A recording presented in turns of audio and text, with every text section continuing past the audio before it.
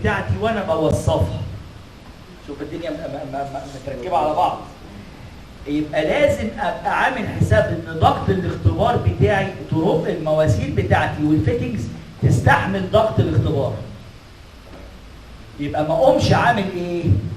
ما اقومش موصف المواسير بتاعتي بالفيتنجز هي 12 بار، اصل الماكسيمم 12 بار عشان التربه 12. لا، لازم المواسير بتاعتك بالفيتنجز بالمحابس تتحمل ضغط اختبار مره ونص ضغط التشغيل او 13.7 بار ايهما اكتر. شفت التوصيف ماشي ازاي؟ عشان لما تيجي تكتبها مفيش حاجه ايه؟ تغلط. شفت اختبار اليو اللي احنا بنكتبها هنا حضرتك الشبكه كويس؟ فعشان كده هو حضرتك الشبكه في ضغط التشغيل تمام او ضغط الاختبار الرشاش يستحمل الكلام ده، مفيش مشكله حتى لو الرشاش مش الكلام ده خالص ان انا افك الرشاش واطبق عشان اضغط الشبكه عشان الرشاش يستحمل ولا لا. ده فرق، لازم الشبكه كلها بالرشاشات كلها ركب كلها ركب. فاهم قصدي؟ طيب نيجي بقى على الايه؟ على الانظمه.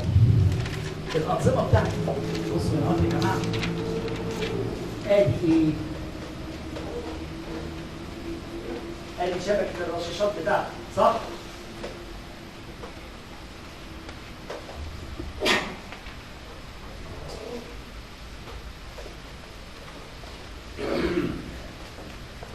وادي الجزء بتاع الكنترول زون ستيشن. تمام؟ طيب حظي بقى ان انا كنت في مكان بارد زي مثلا نقول حته برد زي اوروبا والدول المتقدمه مثلا، حته متلجه تمام؟ ينفع ان انا استخدم فيها شبكه الميه لوحدها؟ قلنا امبارح ما ينفعش، هتتجمد، ولو الميه اتجمدت في المواسير ايه اللي هيحصل؟ ايه؟ مش تضرب ايه بس؟ هي هتستنى لغايه لو لا الميه يا فندم لما بتتجمد في المواسير بتزيد حجمها، بتتجمد بتزيد حجمها، فلما بتزيد حجمها ايه اللي بيحصل للماسوره؟ هتتكسر. فما ينفعش، فهي اصلا مش هتستنى حريقه، هي كده كده الايه؟ السيستم هيتكسر. طيب تو اوفركم القصه دي لازم يبقى عملنا ايه؟ قلنا طيب يبقى في حاجه اسمها دراي سيستم. يعني ايه دراي سيستم؟ تعالى كده نعمل كده. بصوا هعمل حاجه لطيفه جدا. خلي الكنترول زون ستيشن هنا، وحاجه على الحته دي احط ايه؟ احط محبس وهسميه دراي فالف. بس كده، وهجيب كومبريسور، كومبريس اير ده هنا اهوت كومبريسور او اير كومبريسور. الاير كومبريسور ده الخط ده كله او الشبكه بتاعت الرشاق مربوطه ايه؟ هواء، ووراها هنسمي ايه؟ كومبريس ووتر. كومبريس ووتر كويس كده؟ اول ما الحريقه بتحصل هنا اهو الرشاش اتكسر، فلما الرشاش يتكسر ايه اللي هيحصل؟ الهواء هيتسرب. لما الهواء يتسرب ضغط الميه هيبقى اعلى من ضغط الهواء، فهيفتح الايه؟ الصمام كويس؟ فهيقوم داخل الايه؟ داخل الميه مطفيه الحريقه. تمام؟ طيب طب والله يا دكتور البتاعه دي حلوه قوي لطيفه قوي. دكتور بعد اذنك بس الكمبريسور ده بيركب قبل المحبس ولا بعد المحبس؟ قبل المحبس، ضغطته قبل المحبس. يعني لا يعني المحبس اهو قبليه اهو. انت بتسميه ده بعديه ولا قبليه؟ يعني بالنسبه للرايزر يبقى اول حاجه تقابلني ايه؟ الدراي فالف، المحبس وبعدين الكمبريسور. يعني محبس كومبريسور وبعد كده الكمبريسور. يعني ممكن المحبس بالمجموعه بتاعته بقى بالعداد بالنظر كل ده ما الكنترول ستيشن المجموعه اللي احنا شرحناها بس عشان كلها وبعديها بيركب الكمبريسور. قبليها لا قبليه الكنترول ستيشن ده بيبقى راكب الكمبريسور كويس كده؟ طيب الدراي فالف بيفصل ما بين جزء فيه هواء وجزء فيه ميه. ايوه. طيب في حاجه بقى مهمه احكي لكم الحدوته ببساطه. لنفرض ان في ايه؟ ولد تكنيشن بيعمل صيانه في التكييف، ولا واحد زعلان من المديره بتاعته حب ايه؟ يضايقها شويه، فيعمل ايه؟ هي بتاعت مفتاح انجليزي كسر لها رشاش، صح؟ ماشي؟ فكسر لها الرشاش، الهواء طلع، الميه غرقت، ايه؟ هو ماله وجري. وانت كويس كده؟ طب نعمل ايه؟ احنا عايزين نتاكد ان في حريقه، يعني المحبس ده مش هيفتح غير مع حريقه. قلنا طيب ما تيجي نعملها ازاي؟ نربطها بالانذار الآلي. رحنا حاطين سموك ديتكتور، الفاير الارم كنترول بانل، والسموك ديتكتور ده ادى للفاير الارم كنترول بانل سيجنال، وهنا هو في عندي فاير فايتنج كنترول بانل، والفاير فايتنج كنترول بانل راح مدي ايه؟ مدي سيجنال للدراي فالف. ساعتها الدراي فالف ده ما بقى اسموش دراي فالف بس، ده سماه بري اكشن اند دراي فالف. اند دراي فالف.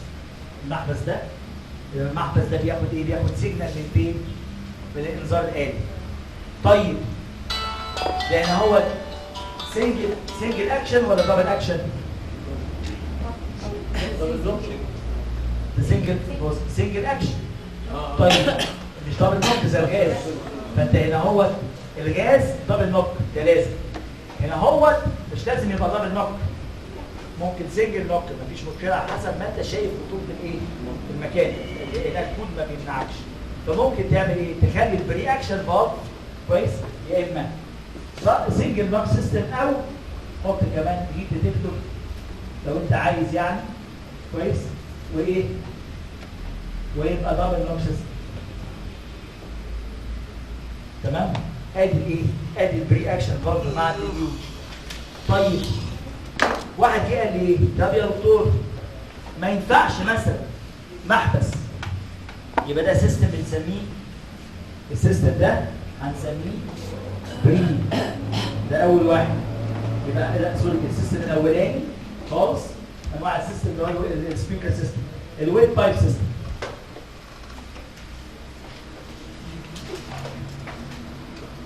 كويس كده؟ النوع الثاني بري اكشن، او هنسميه دراي بايب سيستم.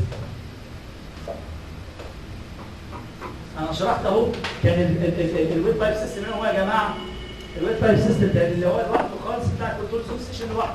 طيب لو زودت دراي بايب سيستم اللي هو المحبس ده، صح؟ فممكن المحبس ده يبقى دراي. النوع الثالث اللي هو بري اكشن and dry pipe system، صح ولا لا؟ تمام؟ طب النوع الرابع، تمام؟ ايه رأيك ان انا عندي ممكن اعمل حاجة تانية؟ ممكن اعمل حاجة تانية. ايه هو؟ اللي نفرض ان خلي بالك النوع السبرينكر في الثلاث انواع دول كله كلوز. السبرينكر ده كله في ثلاث انواع مقفول. طيب لو نفرض ان انا عندي تانك ايه؟ تانك فويل، او تانك بترول، او تانك مواد ملتهبه سريعه الاشتعال. فينفع ان انا بقى استنى ان الرشاش كل رشاش يفتح عشان يطفي لي حريقه كل الدنيا ولعت، صح؟ فانا عايز نظام غمر. يعني غمر كلي. اي غمر كلي. طب بسيط. ايه رأي حضرتك ان انا هعمل كده؟ بص جنازه حره وميه الكلب. بص الحدوته ماشيه ازاي؟ بص هعمل ايه؟ كاني شرحت 4 سيستمز وهشيل كلمه دراي. ايه رايك؟ شوف دي شياكه.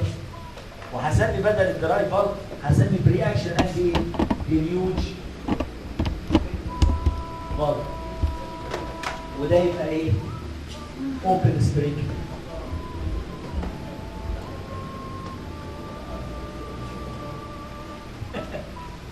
ايه رايك؟ كده انا شرحت لك بري اكشن اند ديليوج. ده غمر يا باشمهندس. ديليوج نظام الغمر. كويس؟ يبقى انا هو اللي عملته ايه؟ ايه رايك؟ رسمه واحده شرحت عليها الاربعه سيستم. تمام؟ طيب عند حضرتك في الكتاب تمام؟ في صفحه مفيش كومبريسور. لو خدت الكومبريسور في الفيديو لو خدت الكومبريسور دراي بايب سيستم بس. طيب احنا عايزين نشوف الايه؟ حطيت الكمبريسور مع الديلوج يبقى دراي. ما بسموش ديلوج. اصل كلمه كومبريس ديت ده يبقى هواء مضغوط. طب ازاي هواء مضغوط مع رشاشات مفتوحه؟ الرشاش مفتوحه يا فندم. الرشاش مفتوح مش مقفول. فما ينفعش تستخدمي رشاش مفتوح ودراي بايب سيستم. ده هيطلع مع الغاز الكومبريس هيطلع. ديت الهواء هيطلع اوتوماتيك.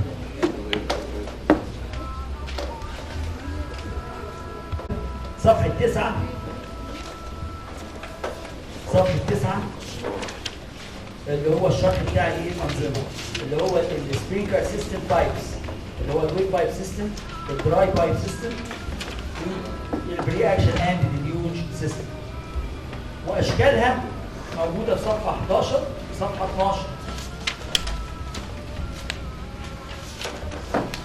تمام؟ طيب من فضلك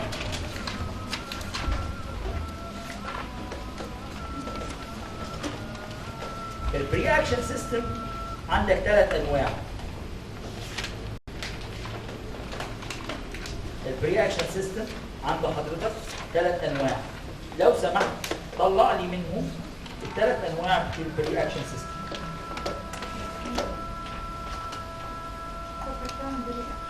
صفحه 12 صفحه 12 صفحة 12 موجود عند حضرتك انواع الديليوج سيستم سواء انواع البري اكشن سيستم بنسميها ايه؟ لا الانظمة الانظمة يا فندم الانظمة مكتوبة عندك في صفحة 12 اللي هو البري اكشن سيستم. تمام؟ عايز حضرتك تطلع لي انواع البري اكشن سيستم هتلاقيهم عند حضرتك 3 انواع سنجل نوت ودبل نوت وايه تاني؟ النوع الثالث طلعوه سنجل نوت ودبل نوت.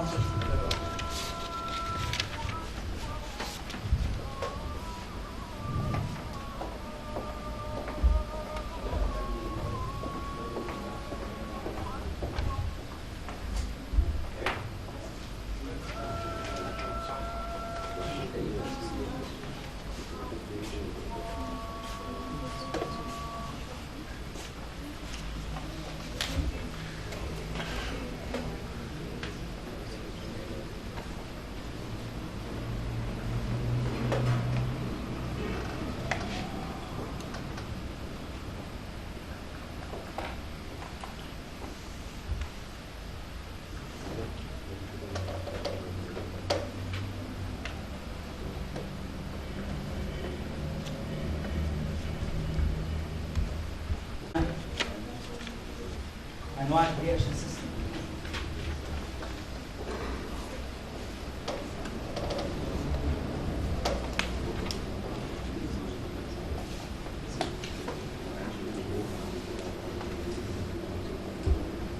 لقيتوها؟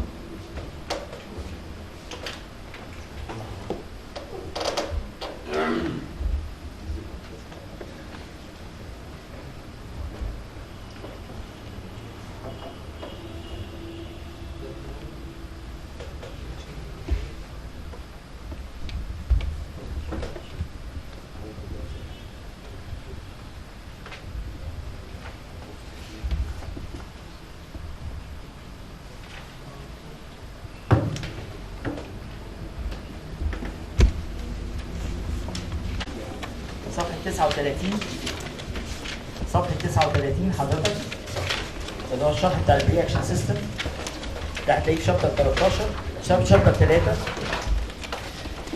اي بي سي صفحة 39 هتلاقي سنجل لوك او سنجل انترلوك وهنا هو نون انترلوك سيستم والدبل انترلوك سيستم. ادي التعريف بتاع الرياكشن سيستم. طب هل يعتبر الديليوج فالف نوع من انواع الرياكشن فالف ولا لا؟ بالظبط. محبس الرمل نوع من انواع الرياكشن. كويس؟ ماشي كده يا جماعه؟ صفحه 39 هتلاقي عند حضرتك مشروح الرياكشن سيستم. عشان كده بقول لك الكتاب ده ثروه. تمام؟ مش موجود يعني يجوز NFPA على الشرح بتاع الحاجه، مش هتلاقي الكلام ده في الكود خالص. شرح الرياكشن سيستم عايز تعرفه تفهمه ايه الكتاب ده. تمام؟ عندي سؤال خارج بس طبعا. حظائر الطيران التأمين بتاعها يعني فوم او ووتر سيستم ولا شاترز وغاز؟ لا حظائر الطيارات غاز صعب جدا، تكلفته غاليه جدا. احنا بنستخدم يا اما ووتر سيستم ضباب مائي، تمام، او فوم سيستم.